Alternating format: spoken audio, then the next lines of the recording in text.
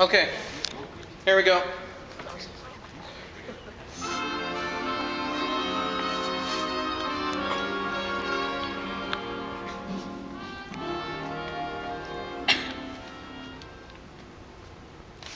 Oh, pray dear, let me introduce myself to you. My name is Cecily Cardew. Cecily Cardew. What a very sweet name. Something tells me we're going to be great friends. I like you already more than I can say. My first impressions of people are never wrong. How nice of you to like me so much after we have known each other for such a comparatively short time. Pray, sit down. I may call you Cecily, may I not? With pleasure. And you will always call me Gwendolen, won't you? If you wish. Then it is all quite settled, is it not? Oh, I hope so. Perhaps this is a favorable opportunity for my mentioning who I am. My father is Lord Bracknell. You have heard of Papa, I suppose. I don't think so. Papa, I'm glad to say, is entirely unknown. I think it is quite as it should be. The home seems to be the proper sphere for the man. And once a man begins to neglect his domestic duties, he becomes entirely effeminate. And I don't like that. It makes men so very attractive. Mamma, whose views on education are remarkably strict, has brought me up to be extremely short-sighted. So do you mind my looking at you through my glasses? Oh, not at all, Gwendolen. I'm very fond of being looked at. You're here on a short visit, I suppose. Oh, no, I live here. Your mother, no doubt, or some other female relative of advanced years, resides here also? Oh, no, I have no mother, nor in fact any relation. Indeed. My guardian, with the assistance of Miss Prism, has the arduous task of looking after me. Your guardian? Yes, I am Mr. Worthing's ward. Oh, it is strange she never mentioned to me he had a ward.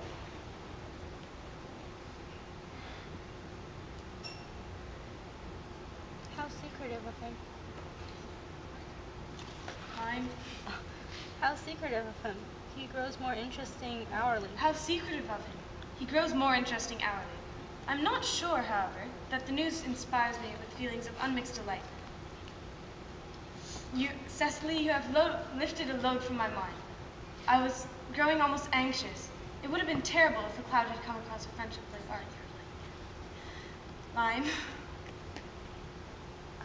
I am very fond of you, Cecily. I am very fond of you, Cecily. I have liked you ever since we first met. But now that you mention you are Mr. Worthing's ward, I cannot help expressing a wish you were, well, just a little bit older than you seem to be, and not quite so very alluring in appearance. In fact, if I may speak candidly. Oh, pray do. I think that whenever one has anything unpleasant to say, one should always be quite candid. Well, to speak with perfect candor, Cecily, I wish that you were fully 42, and more than usually plain for your age. Ernest has a strong, upright nature. Disloyalty would be almost as impossible to him as deception. Mine. But even a man of the noblest possible moral character is susceptible to the influence of the physical charms of others. Modern, nevertheless, ancient history supplies with many, most painful examples of which I refer to.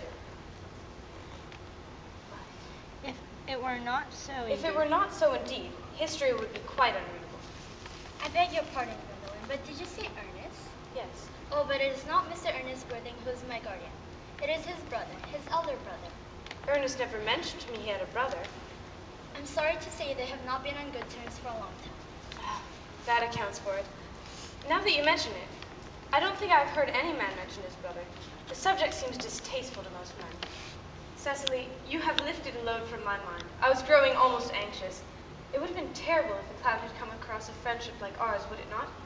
Of course, you are quite sure that it is not Mr. Ernest Worthing who is your guardian. Quite sure. In fact, I am going to be his. I beg your pardon. Oh, dearest Gwendolen, there is no reason why I should make a secret out of it to you. Our little county newspaper is sure to chronicle the fact that Mr. Ernest Worthing and I are engaged to be married. Darling Cecily, there must be some slight error. Mr. Ernest Worthing and I are engaged to be married. The fact is sure to... The announcement will appear. The announcement will appear in the Morning Post on Saturday at the latest. I believe you must be under some misconception. Ernest proposed to me exactly 10 minutes ago. It is certainly very curious, for he asked me to be his wife yesterday afternoon at 5:30. If you would care to verify the incident, pray do so.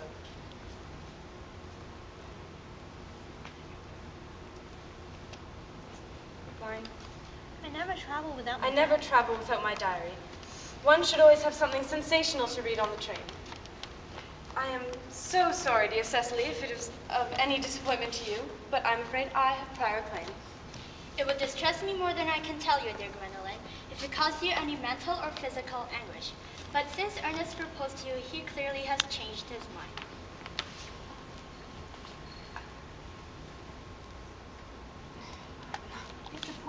If the poor fellow has been entrapped in any foolish promise, I shall consider it my duty to rescue him at once, and with a firm hand. Whatever unfortunate entanglement my dear boy may have got into, I will never approach him with it after we are married. Do you allude to me, Miss Cardew, as an entanglement? You are presumptuous. On an occasion of this kind, it becomes more than moral duty to speak one's mind. It becomes a pleasure. Do you suggest, Miss Fairfax, that I entrapped Ernest into engagement? How dare you? This is no time for putting on the shallow mask of manners. When I see a spade, I call it a spade. I am glad to say, Miss Cardew, that I have never seen a spade. It is clear that our social spheres have been widely different.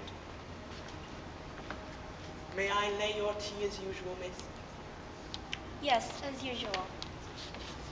Are there many interesting walks in the vicinities? Oh yes, a great many.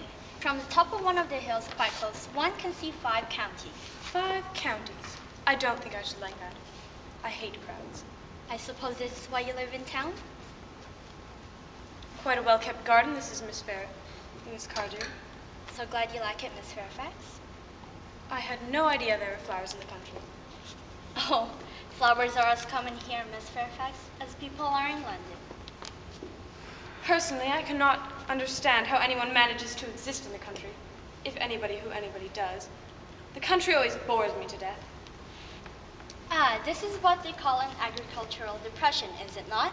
I believe the aristocracy are suffering very much from it just at present. It is almost an epidemic amongst them. I have been told. May I offer you some tea, Miss Fairfax? Thank you. Detestable girl. But I require tea. Sugar? No, thank you. Sugar is not fashionable anymore. Cake or bread and butter? Bread and butter, please. Cake is rarely seen at the best houses nowadays.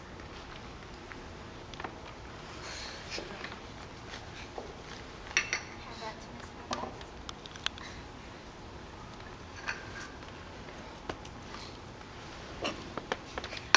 You have filled my tea with lumps of sugar.